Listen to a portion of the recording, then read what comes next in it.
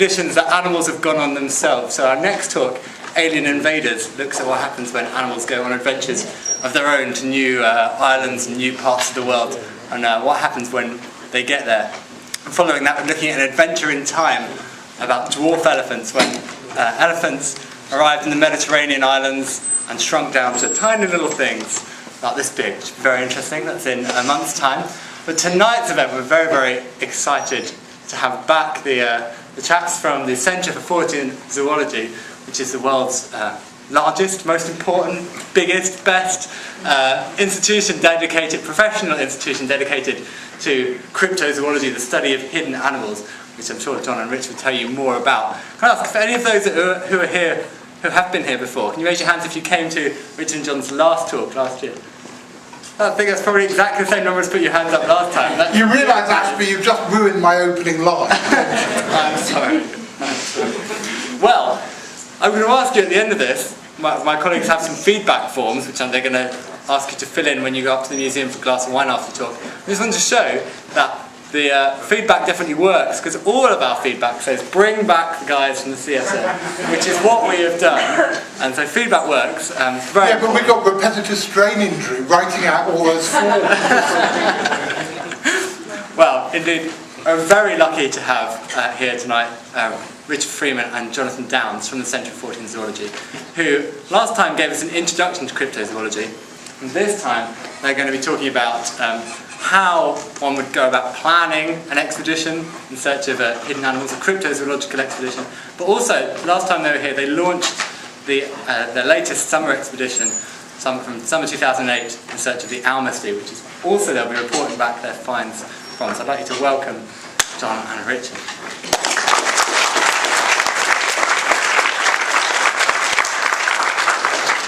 Okay, it's the PowerPointy thing. Can you click the first PowerPoint, please? Yeah. I hate PowerPoint. I'm no good at operating it.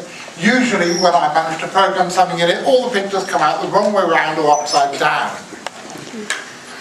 Bloody Mr. Ashby over there says, well, you've got to have PowerPoint. It's a London audience. They expect PowerPoint.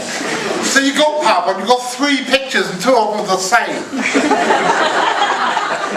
Because there are 2 ways of giving a talk. I'm very glad to hear that not many of you were here last time, so I probably made the same joke last time. But there are 2 ways of giving a talk. You can either stand up there with PowerPoint and cue cards and all your arguments laid out in a logical, progressive manner, or you can do what we do. You come up, make a few jokes, screw around and just make it up as you go along, which is basically what we do, and PowerPoint stops us doing that. So tonight, as you guys have been mad enough to invite us back, we decided to do it our way. We did it Mr. Ashby's way last time. Jack, you're a wonderful man. I'm sorry that you are the butt of my silly jokes. But like Jack said, we were here last May, wasn't it? Last May, and we announced to the world that we were planning to go to Russia to look for the Almasty. Well, as Jack said in the introduction, this is Richard Freeman and my name is John Downes. I'm the director and he's the zoological director of an organisation called the Centre for Zoology. It's been going for 17 years this year, and we are, in our opinion anyway, we think we're the best, we're certainly the largest and we're certainly the fastest growing cryptozoological research organisation in the world. Now, just as a quickie joking aside, is there anybody here who doesn't know what cryptozoology is? There's always one. There's always one. Cryptozoology, the search for hidden animals, from cryptos, hidden, Greek, zoology, study of animals. Very, very simple. It is purely, it's usually thought of being the search for new species. But Richard and I believe that it can be widened into the search for animals which are in the wrong place, or at the wrong time, or are the wrong shape, or the wrong size. And basically animals that are really doing something that, according to orthodox methodology, they shouldn't be. Richard and I are cryptozoologists, and one of the great things about cryptozoology is that there are no university courses to study it. You cannot be a qualified cryptozoologist. It's a very zen thing.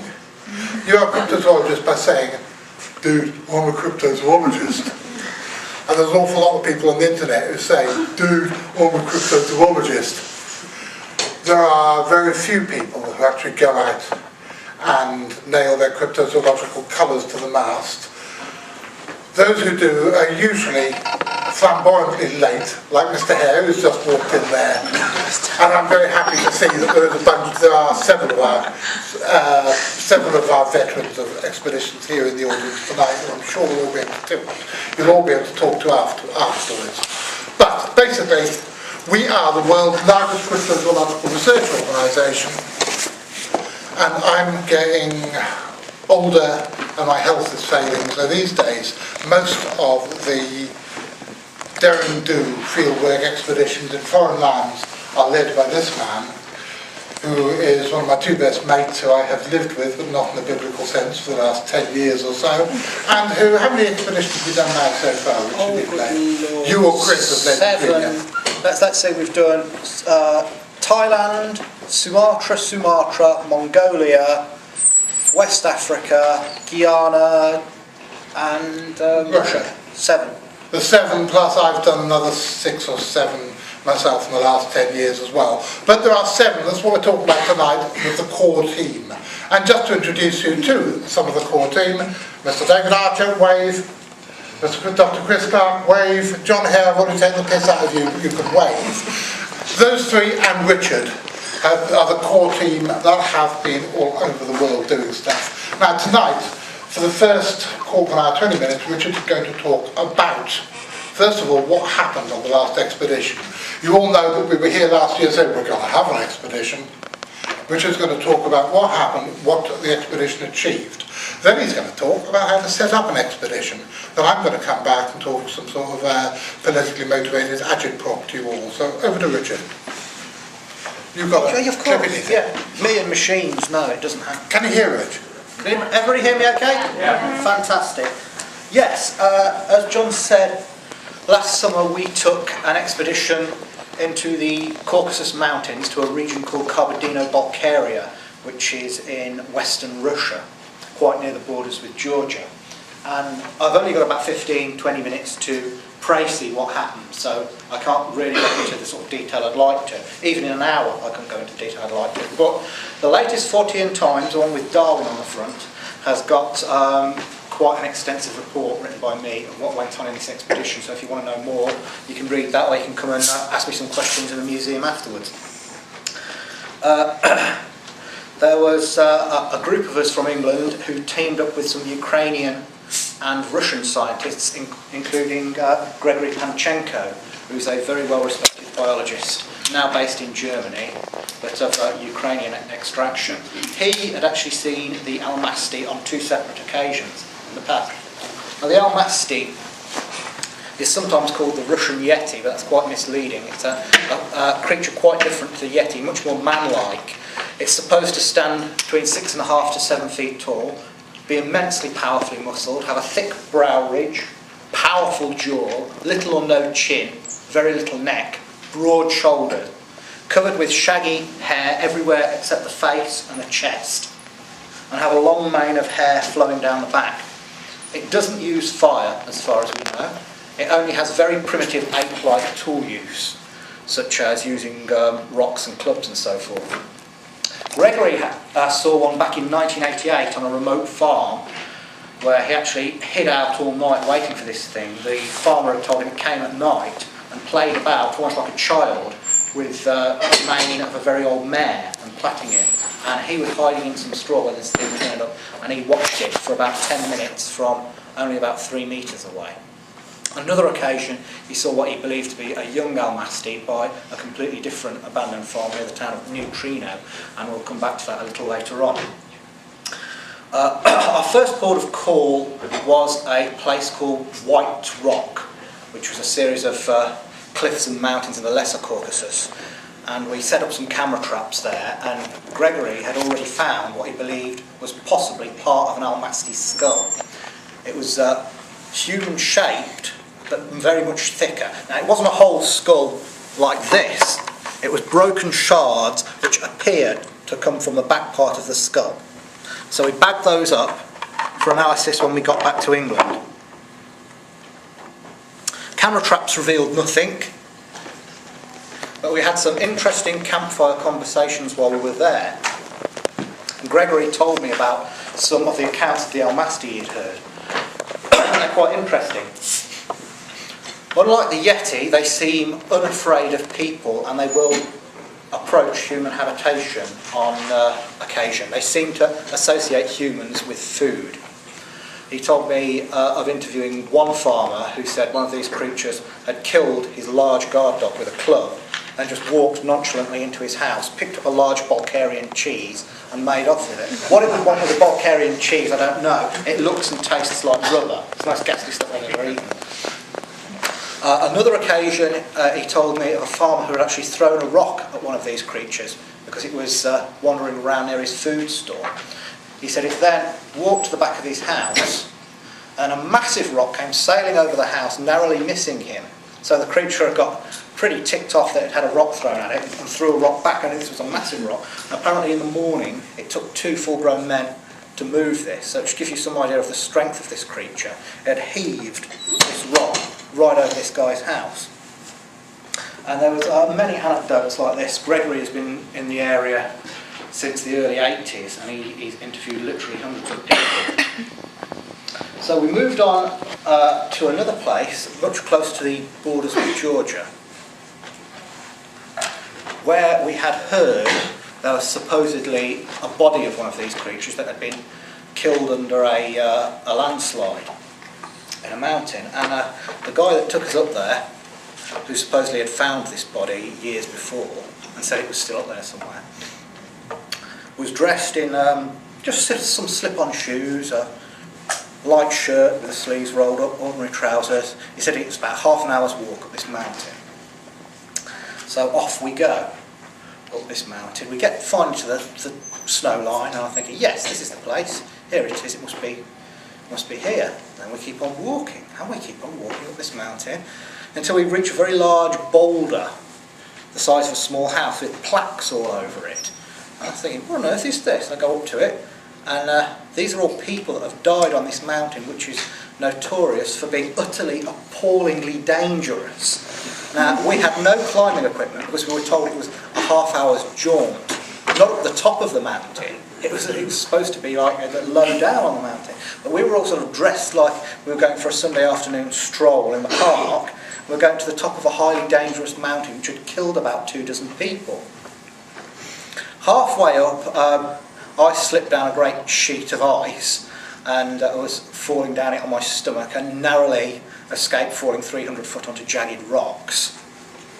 On the way back down again, I fell off a cliff and was left hanging on, literally like Indiana Jones, dangling like that, with a great spiky glacier underneath me. So in one day, this mountain had nearly killed me twice. We didn't find anything at the top, so we went up again the following day, and at around about 10,000 feet I got altitude sickness, but some of the others pushed on. No sign of the body, but on the third day, Dave there did find what looked like a nest made in a small cave made from dwarf rhododendron, and it had some hair in it, so he brought the whole thing back in a body bag. We were waiting at the bottom and we see him coming back with a big body bag. We said, oh right, one of the teams pegged it, but not, it was this nest. And we sorted out some hair and some dung from that, which we all bagged up in specimen bags to be taken back for analysis.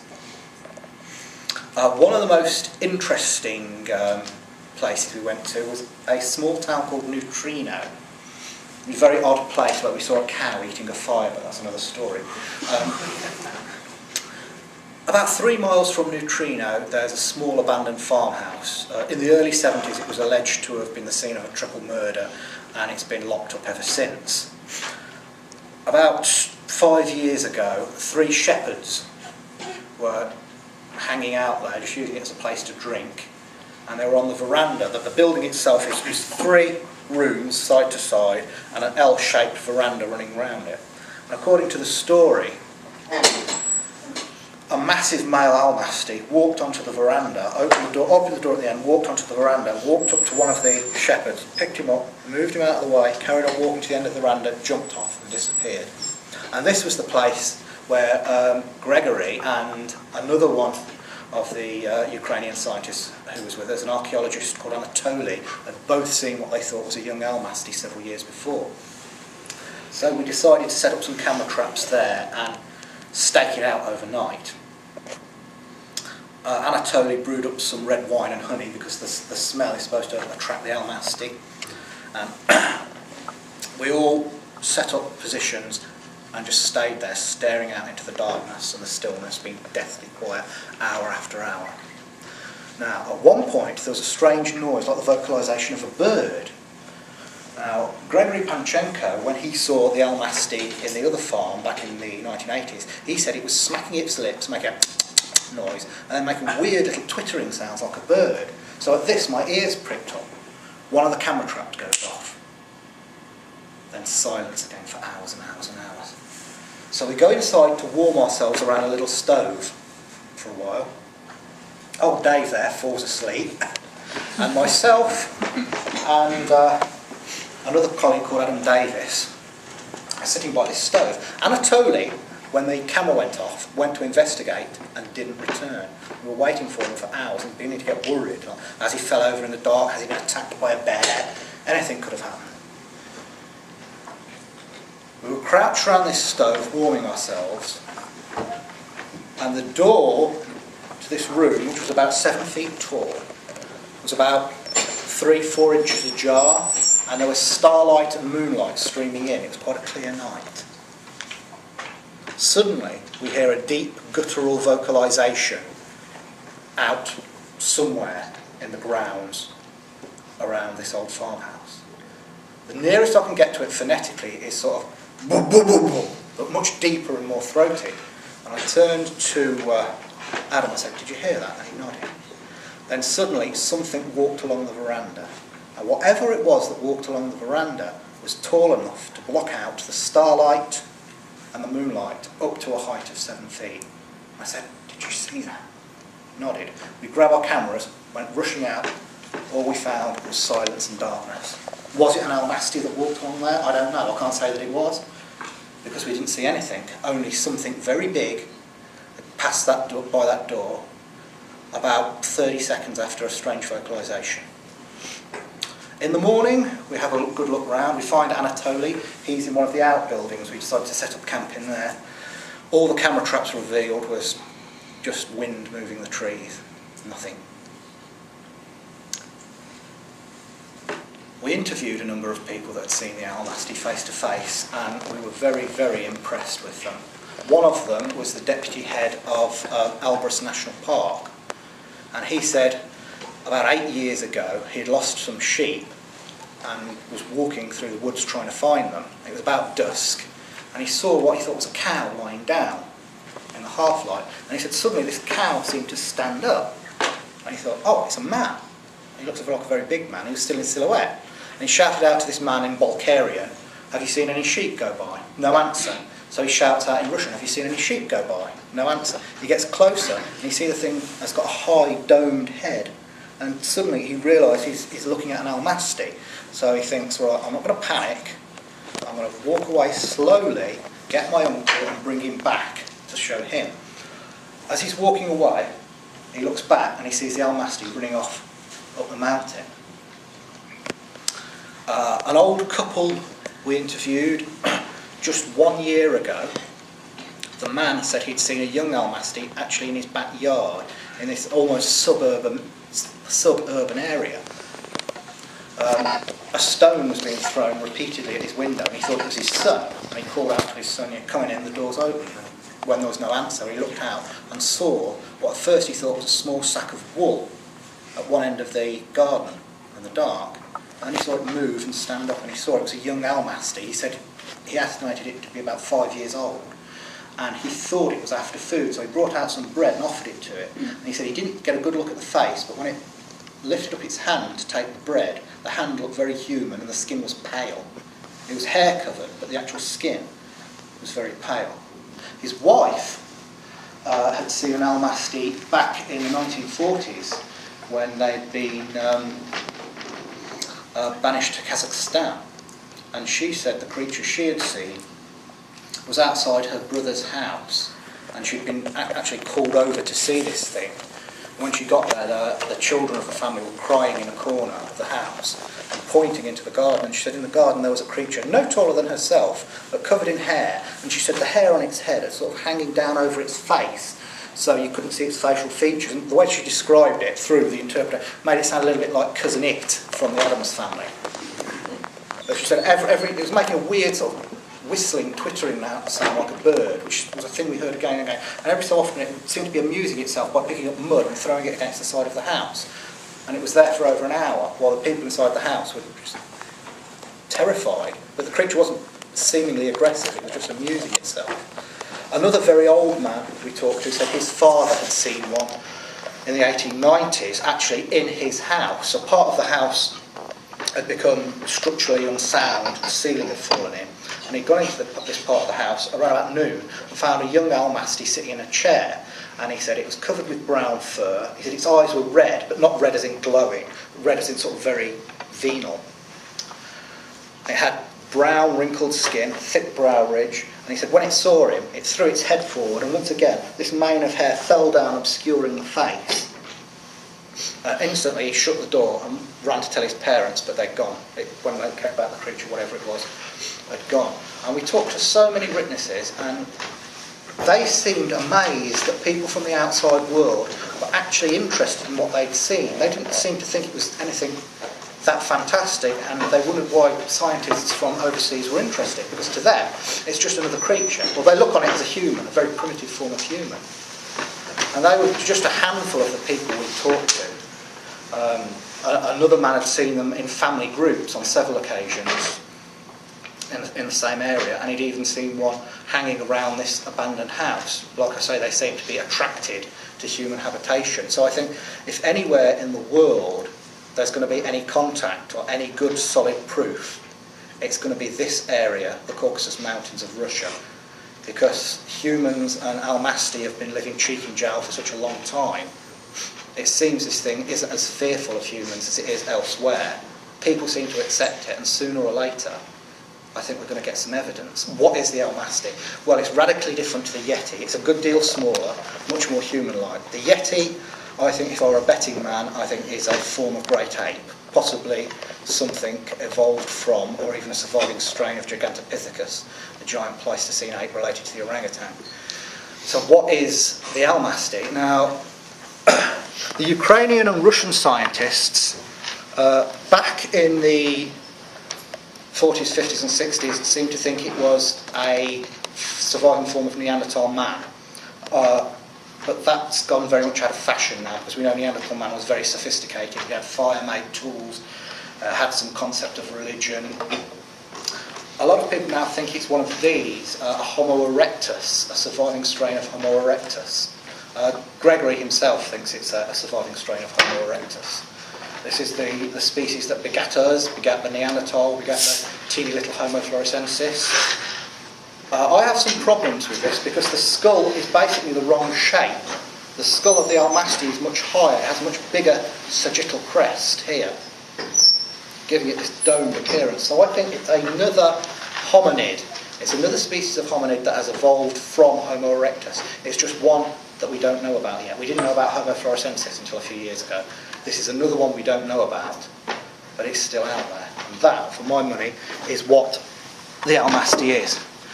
When we got back with the samples, the hair was sent to Dr. Scott Dietel, who is a forensic scientist in New York who often helps the police. That was taken from the cave, which Dave brought it down from the cave. That turned out to be human and of the ethnic variety usually found in that area. The dung, we've just heard back from Copenhagen University with our colleague Dr. Lars Thomas, a Danish cryptozoologist, is from a wild mountain goat. But the skull is still under analysis. It's apparently been contaminated by several other forms of DNA and they're having to clean it off. What that involves, don't ask me, I don't know. I'm a field guy rather than a lab guy. But that is still under analysis, so we don't know. So that's where it stands at the minute. I'm convinced it exists. If this were just peasants talking about these stories, I'd think it was folklore. But Gregory Panchenko is a very well-respected scientist, and he's seen it twice. And another guy, Anatoly, the archaeologist, he's seen it as well. So whatever it is, it's out there and it exists. So that was the latest in a long line of adventures I've had that's taken me all over the world. I've looked for dragon-like beasts in Indonesia and in West Africa. I've looked for mystery apes in Sumatra. I've been on the trail of the Mongolian death worm. Great, wonderful adventures. They sound like boys' own stuff. But how do you go about setting up an expedition? Well, first of all, you've got to plan ahead. You've got to think, what cryptid do you want to look for? Cryptid is basically a mystery animal. Now, I refer to them sometimes as monsters. People often object to them being called monsters, but you've got to remember the original, the very first definition of the word monster, monstrum, means a revelation, which I think is a wonderful way of describing a cryptid. So, how do you pick a cryptid? It's got to be something that you think actually exists. You don't want to go chasing shadows. The monkey man of India is almost certainly mass hysteria. You don't want to go after something that was seen once or twice 100 years ago. You've got to pick something that has a good chance of existing, like the Tasmanian wolf or thylacine. Been seen by many people, including park rangers and zoologists. That's a good one. Something like that. And you've got to take into account the location and how much money you've got.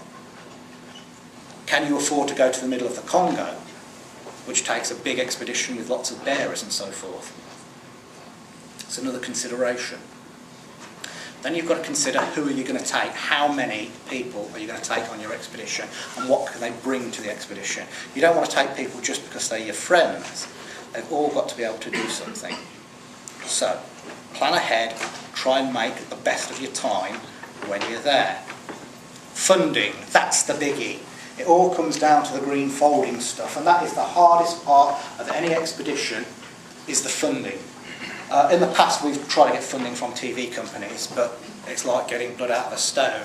They'll promise you the earth and it comes to nothing. I mean, how many times a year, John, do we get researchers coming to us and saying, oh, we want to make a documentary? Richard, we've got the New Zealand TV company and I'm trying to tug for a few quid up there, so don't be weird. But every year we get people saying, oh, we want to make a documentary about this. You see the trouble I have to put up with. And we have them to tea and we tell them how we could go about looking for this creature or that creature. They go away back to the TV company and they say, oh no, we just make more of Big Brother and I'm a celebrity getting out of here.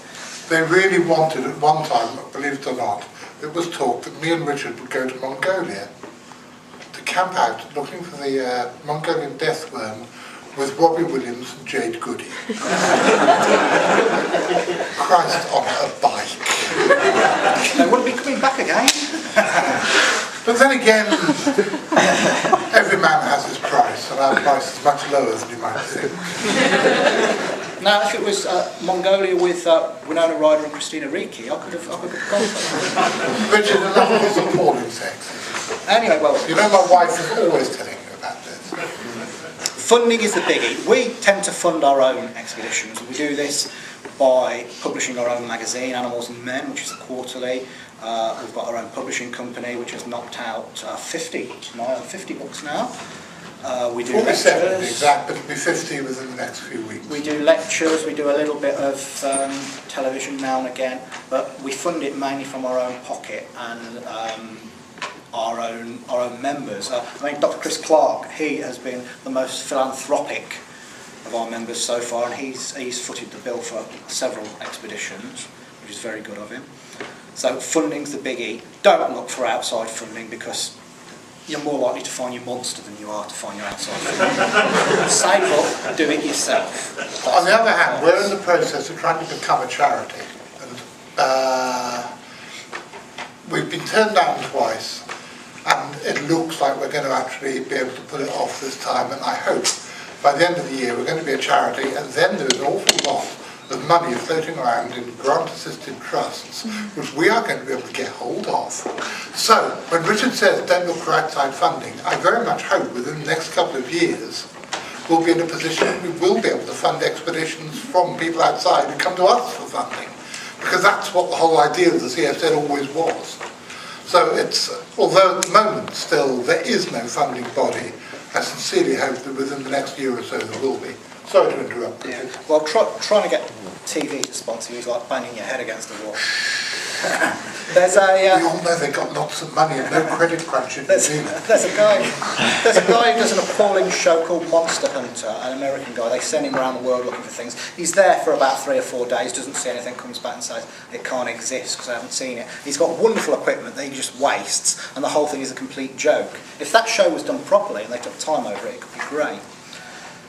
The other really, really important thing, the key to any expedition, is getting good guides. And I've been lucky, I've had some fantastic guides. If you get a good guide, they can do stuff for you, the groundwork for you before you get there. For instance, when we were in Mongolia, the wonderful emongol.com, brilliant company, their guides actually printed up posters telling them that some British scientists would be in the area. They were looking for information on the death worm. If anybody had got a specimen, we would pay for it, but we were interested in information as well, and we got many stories. We didn't get a specimen, sadly, but we got many stories. People travelled for days, on their own expense. They got nothing out of it, just to tell us what they'd seen. So getting good guides is vital. In Russia, Gregory Panchenko had been working in the area for 14 years. You couldn't ask for anyone better. When we were in Sumatra, we had a wonderful guy called Sahar, tiny little fellow, and to look at him you'd think he was an accountant or something if you put him in a suit. He was actually a shaman of his tribe, and their sacred animal was the tiger, and we didn't know this, but he was supposed to be able to bring down the tiger spirit into him, become possessed by the tiger spirit, and he was very highly thought of by his people. And he took us right deep into the jungles of Sumatra on the trail of the orang pendek, and we did indeed find some tracks, talk to many witnesses. Another great guy we had was Damon Corrie when we were in Guyana looking for the giant anaconda. Damon Corrie was not only a tribesman, he was a hereditary chief of the Eagle Clan Arawak people, and a wonderful guy, and he took us off the beaten track into the actual native villages. And he was probably the most amazing guide we've ever had on any expedition. Unfortunately, we went to Guyana at a time of severe drought, and we couldn't reach the very remote lake where there was supposed to be a titanic anaconda so big that the hunters that saw it ran away from it. Have any of you heard of the recent discovery of Titanoboa, the giant fossil snake? 43 feet long, sounds big. There are reports of contemporary snakes that dwarf this, including some in Guyana in South America. And at the minute I'm hoping to get some funding together to go back out there, hopefully this year, during the rainy season when it's wet, get to this remote lake and investigate these reports. Because if there's a snake at least the size of Titanoboa in the world today, I want to see it. So guides, you have to get your guides, and it's fairly easy to do. You can get contacts online. When we went to Sumatra, we did it through the national park. Kerinci National Park, they got our guides for us. Mongolia, it was emongol.com. Guyana, there's a wonderful website called Guided Cultural Tours that's run by this guy, Damon Corrie. So if you do your digging and your planning, you can get your guides. Without guides, you might well just be wandering around doing nothing. Right, when you're actually in the field, the chances of seeing your target species, your target cryptid, are slim. They're not impossible, but they're slim. But you've got to record everything you do. You can't just go out there, do a load of stuff, come back as if it's a holiday. There's no point to that. Then we lose the information. You've got to talk to as many eyewitnesses as you can and record, film, write down everything. And then when you get back, publish it. That's the important thing. Do you want to say a bit on that, John? Yes, you've got to have a game plan. And something that we've always tried to do with our expeditions is to have a set of easily achievable objectives. Okay, the big one is always, let's catch the creature. the thing that every cryptozoologist has always wanted to do is to relive that bit from the end of the Lost World when Professor Challenger goes into, is it the Albert Hall? I can never remember. It goes in to the Albert Hall, opens up a crate and out flies a pterodactyl. Duh, of course we all want to do that, but we all know it's never going to happen. But if you don't mind me interrupting for a bit, Rich, because you sort of opened a can of worms I'd like to run with. A lot of people, okay, I'm mixing my metaphors, you don't really run with cans of worms. Just trust me, I'm becoming an old git. Let me talk nonsense if I wish. You just run with scissors occasionally. Do I look like I run with anything? But a lot of people ask, in these times when it is beginning to be seen as unethical to travel needlessly, and the word carbon footprint is not just on everybody's tongues, but it's in every school book and it's on every TV advert. How can we morally justify what we do? We can morally justify what we do by saying, yes, well, it's our money, we can spend it for how we like. But how can we morally justify the environmental impact of taking half a dozen people from the CFZ plus a team of locals into an area, camping in the area, the environmental impact of the petrol, the aircraft fuel and everything else? And my answer is that is simple, because if you publish and if you do it properly.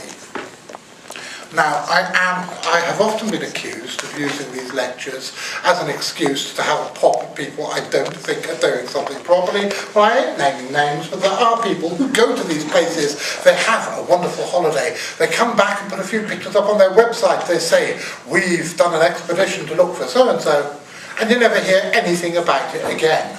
The important thing is, with what we do, is that we publish everything.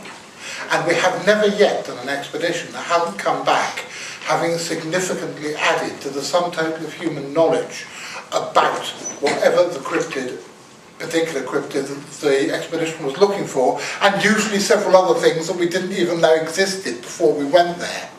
But again, people say, so what, you're coming back with traveller's tales, you're coming back with native folklore about a certain animal. Why? Well, just look at this one example of Richard's, Chris's, Dave's, and did John go there? I can't remember. John Hare? No, he got the last one. No. Oh yeah, he was just arty-farty, staying in London, doing something arty and strange. No, but why? What was the moral justification for what these guys did in Russia? Just think about it. What would happen if somebody discovered a new species of human? Just think, we were talking about cans of worms earlier, think of a can of worms that is going to open up. I will try and quote it verbatim, 1963 UNESCO Declaration of Human Rights. All men and women living on this planet are of a common species, come from a common ancestor, blah, blah, blah, blah, blah. Very politically expedient thing to say, and considering the absolute horrors of the Second World War and the concepts of superior and inferior races, it was a very, very important piece of political chicanery to say that. But what if it's not true? And I have not got a racist agenda, I have got a looking after everybody who's part of the human genus agenda. I am not talking about people being superior or inferior, I'm just talking about people being different. The evidence that we are getting from Mongolia, from Central Asia, from Russia, even, God help us, those strange little pygmies who came back with stories from Guyana, even, God help it, some of the Bigfoot stories which I'm getting from Orange County in Texas at the moment, are making me think that we are not alone, that we do have relatives here. Relatives who may well be human because they are the genus Homo. And that is going to overturn every single piece of human rights legislation for the last 50 years. Bloody hell, what a can of worms that is to open. But if it does happen to be true, it is a can of worms that needs to be opened.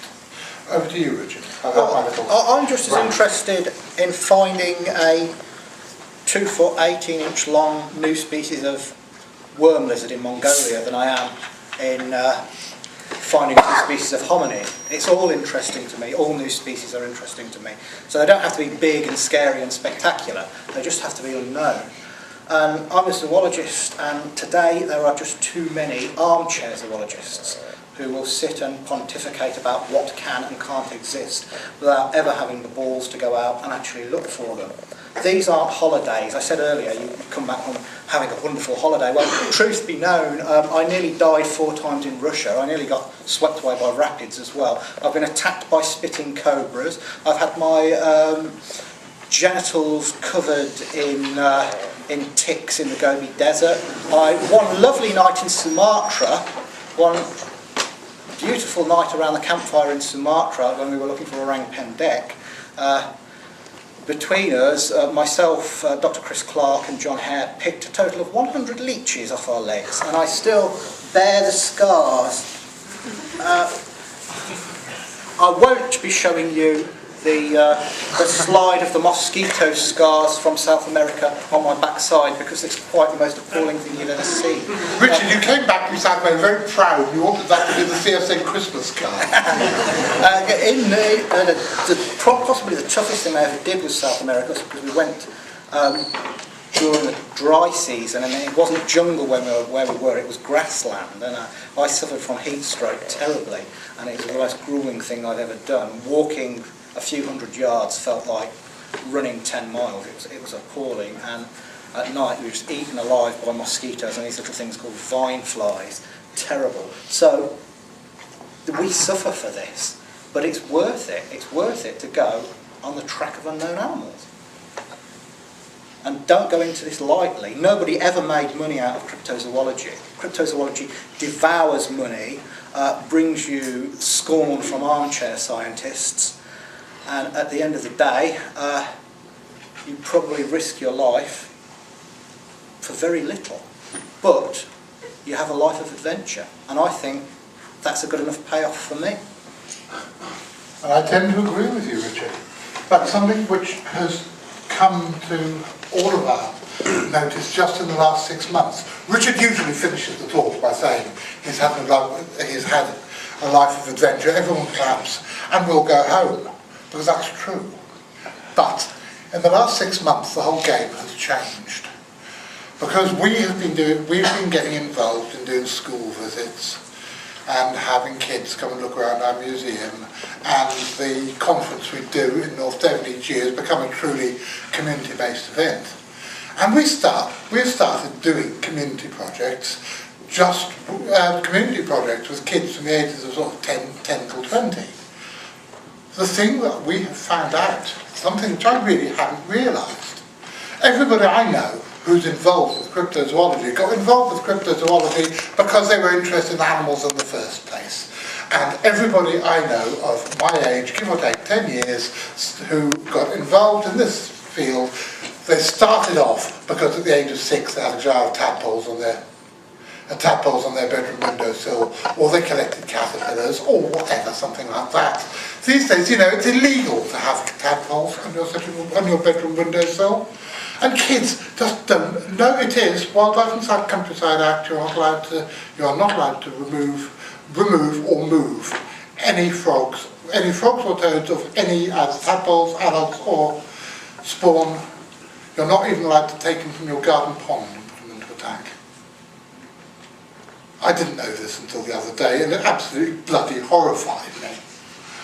But we have become more and more involved in working with kids, and we have found that it actually works the other way around now. In the same way as people of my generation started off collecting their tadpoles on their bedroom windowsill, and then went from natural history to zoology to cryptozoology.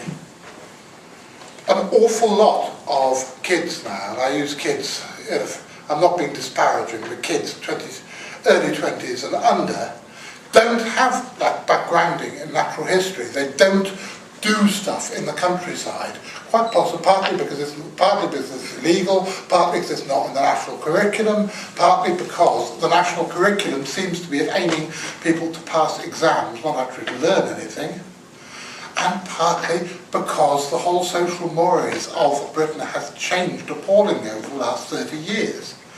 And so an awful lot of what we're doing now, much to my appalling surprise, because I never wanted this to happen. I just wanted to set up an organisation for people interested in looking for mystery animals. I wanted to publish a few books, and I wanted to go and live in the country and happily drink myself to death. This is appalling. I'm now finding myself just before my 50th birthday running literacy campaigns, running wildlife awareness workshops, working with museums, zoos, all sorts of stuff. So the CFZ seems to have in the last 6 months spread ridiculously widely. We're doing all sorts of things that a year ago, when we came here and talked to you last May, we weren't doing. Now, I know we are running out of time, so I'm going to shut up.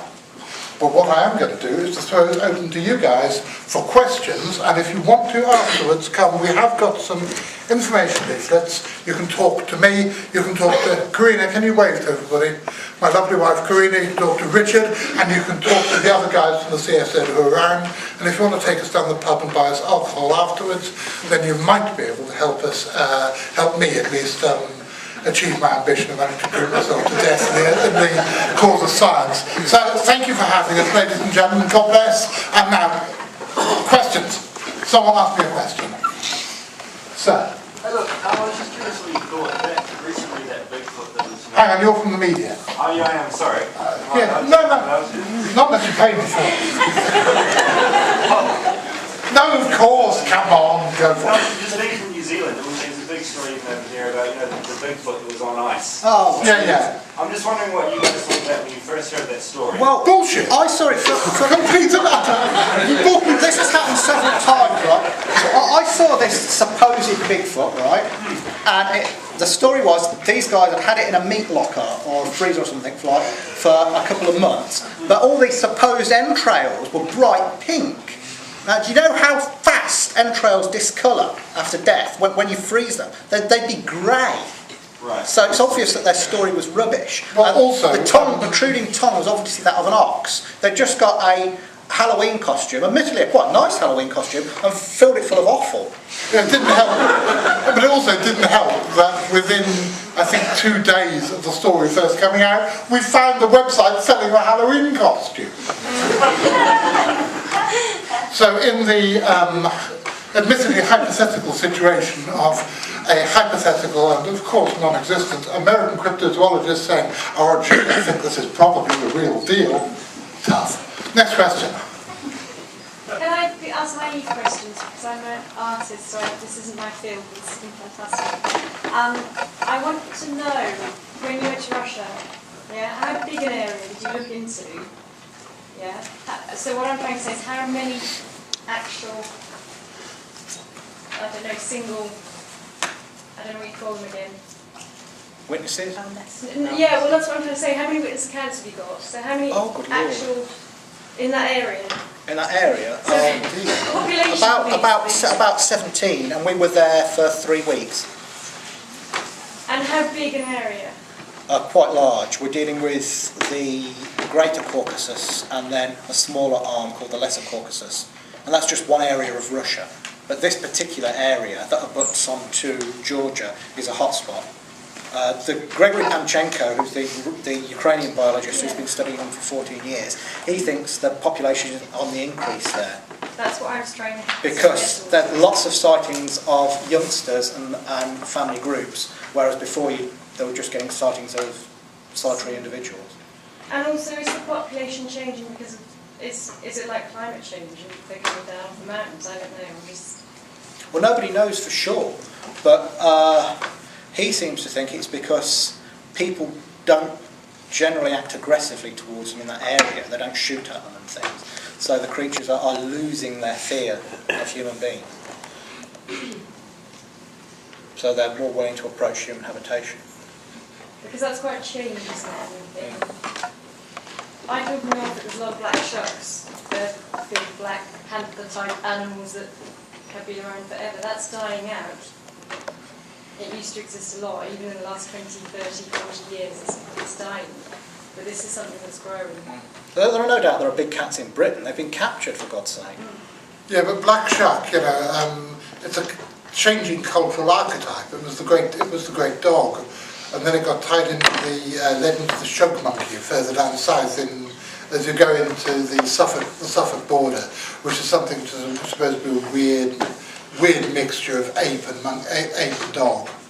Can you come up and see us afterwards? Just as a friend of mine in Australia is writing a book about Norfolk black dogs, and he asked me just to keep an eye out for anybody who knows anything, just get in touch with him. I don't think anybody's ever going to get a phantom black dog in a cage, but we have had. We've got one. It's called Biggle. We have had big cats captured. There was one captured by a guy called Ted Noble. He's dead now, but in 1980 he caught a puma up in Scotland. And there have been leopard cats and jungle cats knocked down and killed on roads or shot, and lynx shot. There's no doubt these things are here. Probably not in the numbers that some would have you believe. Certain people on the internet think that the country's overrun with them, so you can go out your front door without falling over one of them. But they're here, and they're probably breeding, I think, but not in huge numbers. Yes, Maria. How many new species have you found? Have you got any specimens? Well, yes. We have.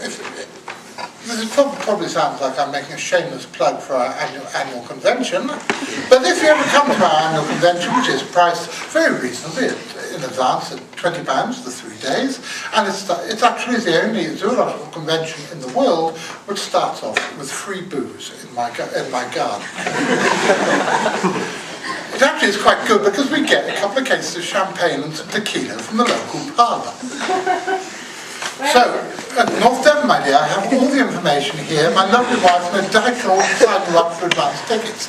But when you come, and I'm sure you will be coming down for the Weird Weekend in August, you will be able to see our burgeoning little museum, which was actually built in the 1940s as a deep litter chicken house as part of the Dig for Victory campaign to stop because if you grew your own chickens at home, you didn't have to go through the meat rationing for it. And it's a bloody great big shed, but which for the last 40 years been my dad's potting shed. And when he died, I thought, that's going to be the CFC museum. And in there, nestling at the back, you will see a large 4-foot tank, and inside you will see a rather active and bad-tempered looking turtle called Cuthbert. Nobody knows who he is. The Santa Spinal Tap. And nobody knew where he came from. Of the living rock, Cuthbert is an emydid turtle, presumably from somewhere in the Americas. He's the only one in captivity, and nobody knows what he is, where he is, or who he is. Where did you find them? University of Portsmouth gave him to us. It turned up in a pet shop and nobody knew what the hell to do with it. So we actually have and he's been looked at by Dutch turtle experts who just scratched their heads and went away not knowing what the hell he was. But they said he certainly wasn't a hybrid. Well, there were actually two. They turned up in a shipment of small turtles from Singapore. But the Singapore turtle trade, they catch quite often, they farm them in North America. They're then shipped over from California to Singapore and then wholesaled out across the world. I got quite interested in looking at the sort of economics of the turtle trade after this, and it is seriously bloody complicated. Well, two of these things turned up in Portsmouth. One of them died within a few weeks of us having him. The other one was had for the last 6 years. But the dead one is actually in a freezer in Richard's kitchen. We can't afford a cryogenic unit yet, so we're having to make do with a big freezer. A friend of mine was watching the house once while I was away for the weekend, and I told him to help himself to any food in the house. I came back and found he hadn't touched any of the food. I said, "Why do you have any of the food?" He said, "Well, I got my own food." "Why?" He said, "Well, I went into that big freezer and I saw a box of beef burgers, and I thought, oh, I'll have one of them. And I opened up this box and there was a dead turtle in it." You can see why my wife, you refused, once this dear girl was silly enough to say she'd marry me, you can see why she actually refused to live with me in the house I lived with Richard in years in Exeter. We actually had to move. Oftentimes we turn up stuff we're not looking for. The very first expedition I went on to was in 2000, ironically the year of the dragon, looking for a creature called the Naga in Indochina, which is meant to be an immensely big snake that has an erectile crest on the head. And I was taken down to some caves by an old man. I was apparently the first Westerner ever to go into these caves deep in the jungle. And he took me down to where he'd seen one of these creatures. I didn't see the Naga, but what I did see was some luminous glowworms. They're actually midge larvae on the ceiling of this cave. Now, there is a species, I believe it's called Acrocampa luminosa. I'm very much a vertebrate zoologist. Inverts are not really my thing, but I believe that's a Latin name. From New Zealand. And as far as I know, no similar species have been recorded from Asia, but there was a colony of these things in these caves in Thailand, and as far as I know, nobody's gone back to double check on these. Well, I was actually in Puerto Rico in 1998, the first time I went to Puerto Rico, and I was making a bloody awful documentary for Channel 4. And we went up into the... Oh, everybody see it? Oh, it was god-awful. I thought I was going there to make a serious documentary about the chupacabra. What I was actually doing, I was going there to make a film about the fat bloke getting out of a small car while the camera crew laughed. Yes, guys, you may have noticed, I'm afraid I could do with losing a few pounds. But we were in this cave system above the town of Aguas Buenas, and the only reason we were there was that the local Santeria community did chicken sacrifices and other nasty shit up there.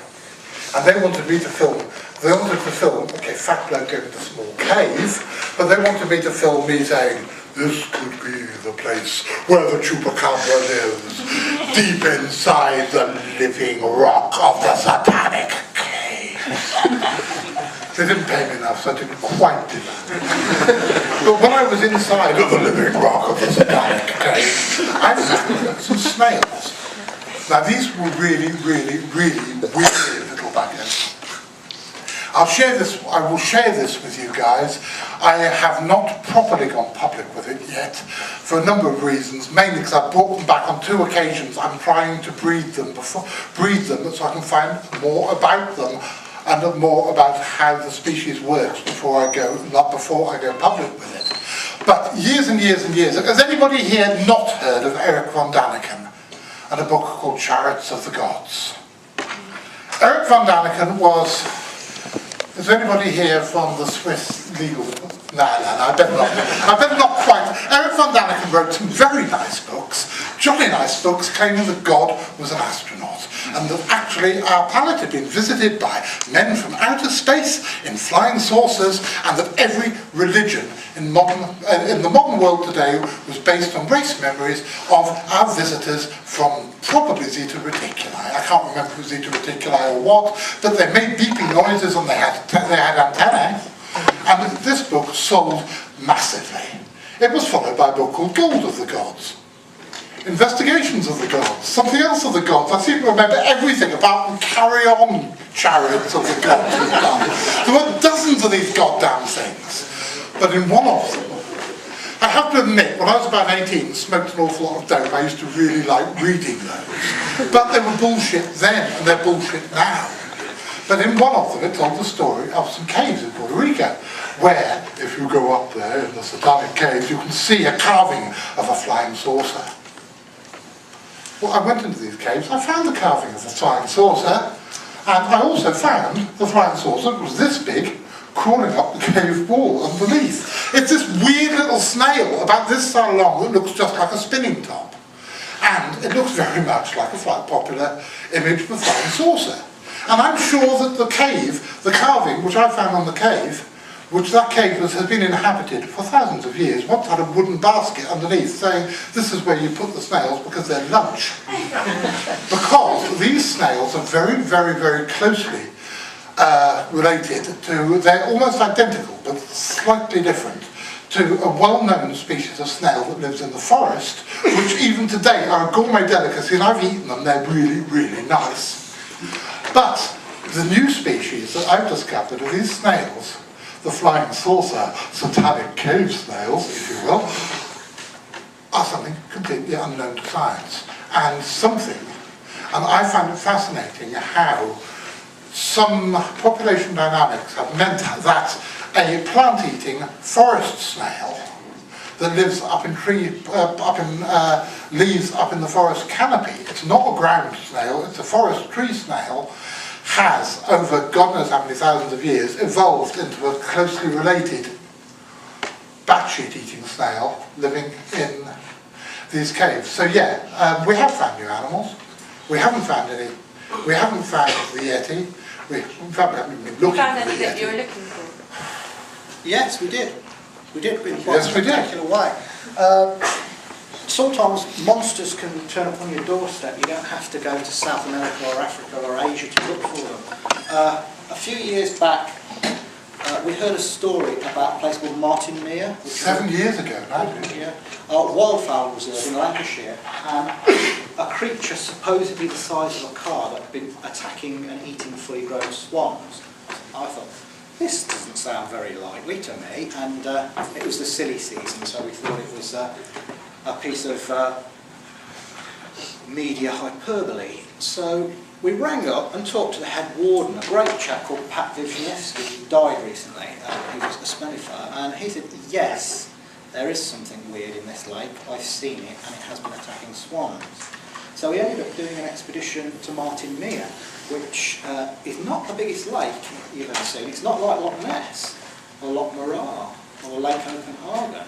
It's 2 acres max. It's about 5 foot deep max, and it's filthy water, the colour of my coat. We talked to Pat. He said he'd seen something. It wasn't quite as big as a car, but it was the size of a settee. He didn't know what it was swimming around in there. We talked to some bird watchers and ornithologists who have actually seen swans being attacked and yanked under the water by something. And you know how strong a swan is. It had to be something quite big. But I saw this lake and I thought, there's no way anything can live in here. This cannot support a big predator, it's too small. You'd be lucky to get a pike in there. Half an hour later, I was eating my words because I saw the creature itself. At less distance than I am to you. At about distance, this chap in the front row here, I was on the bank, this thing came to the surface. It heaved itself up out of the water. It looked like a massive salami or draft excluder. It was greeny black in colour, had no scales, rubbery texture, small dorsal fin, and it was throwing itself into a great S-shaped curve. It dived, came up again, and dived. I realised what it was instantly. It was a gigantic Wells catfish. These are amongst the biggest freshwater fish in the world. The record for them is 16 feet. This one was a good 8 feet long and thicker about than me. And they were introduced originally by a Victorian outfit called the Acclimatisation Society, run by Frank Buckland, who basically got foreign animals and ran a bunch of experiments to see if they could be introduced into Britain, mainly for them to be hunted and eaten. But the Wells catfish was amongst them, and it's here in Britain now, but I'd never expected to see one that size in the British Isles. And if you're walking along not expecting to see that, and that comes up out of the water, that, to the witness, is a monster. If someone's bird watching, this great thing comes out, grabs a swan, falls under, to the witness, that's a monster. It's all about context, monsters. It's all about your point of view, what constitutes a monster. Lady at the back. I wonder if there's a particular geographical area where you found or heard of there being more of these creatures than other places. Asia. To jungles. To Asia is the more. place. Asia, of the places we've been, Asia is absolutely seething. Is that folklore or actual sort of... Well, it depends. Sort of because there have been people there longer who have been talking about it, or, do you know what I mean? Well, there's all these factors to take into consideration, but the two continents that interest me most, and I think I've got the most cryptids on them, are Asia, which is probably by dint of size, but also Australia. Australia is probably the place to be if you're a cryptozoologist, because it's a good civilised country where you can get decent food and decent beer, but you can go out into the bush on the track of the thylacine, on the track of the yowie, on the track of gigantic lizards, giant crocodiles, all sorts of things. Australia, together with Japan, are probably two things that are on my very top of my list of places to go. But then again, to answer your question completely literally, there is one swamp I know of which is about 80 miles from Houston. Now, until I actually went to Texas for the first time, I always thought Texas was a big, flat, grassy plain and a few oil wells, some bison, and some cowboys chasing some Indians. That was about it. I have no idea what a enormous expanse Texas is. And I've done so much work in Texas, there's a hell of a lot of stuff to find out there.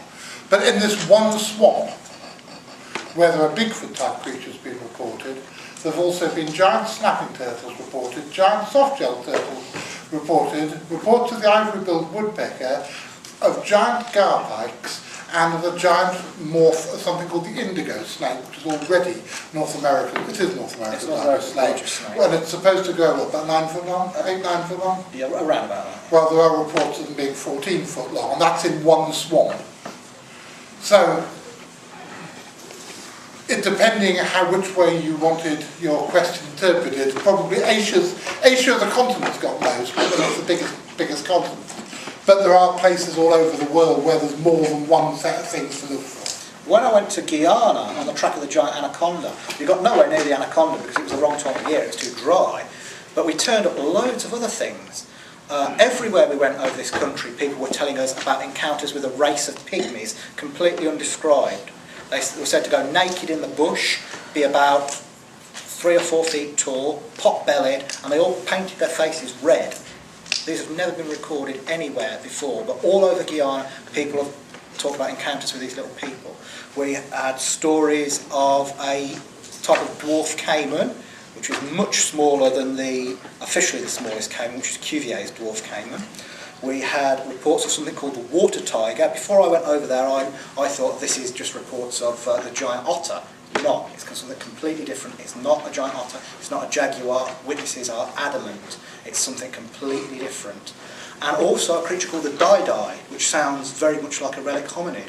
So that's all in one country. We weren't even looking for them. We went to look for the giant anaconda. We've got stories about these things as well. Richard, Jack, once again, is trying to spoil our fun. Only temporarily. Because Jack is there just about saying, come on guys, you've overshot the 5 minutes already. Ladies and gentlemen, thanks for having us. We will be around if you want to come and talk, because I believe there's free food. Yes, I want to say 5 very, very quick things, the last of which are important, you have to stay.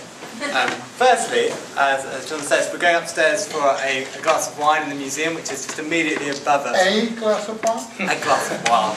You can have 1 glass, but how many times you fill it is... Jack, I've always helped you, you know that. The event, of course, is free, but there is a donations box in the museum. It is a credit crunch time, which we're feeling too, so if you do have £1 in your pocket, we'd be very, very grateful for it. Thirdly, my colleagues Dina and Janet are stood on the door with those evaluation forms, which I mentioned. I'd be very grateful if you could grab one and fill it out while you're in the museum. There's pens and stuff up there. Fourthly, we've heard a lot about anomalous primates, Bigfoot, Yeti, Sasquatch. As cryptozoology has proved so successful and popular in our feedback forms, we're having a talk next term in July about it's called Where Have All the Werewolves Gone? And how modern day human psyche doesn't really feature werewolves as it did in times past, and how all of that has been turned, all of the werewolf part of our brain has been turned into anomalous primates. So also in the museum, and in fact on the feedback forms, there's a slot for you to put in your email address if you want to be kept up to date with events like that. That's in July. And finally, number 5, most importantly, is we have had a fantastic, intriguing, entertaining, informative talk from John and Rich tonight. I just want to give a round of applause to them.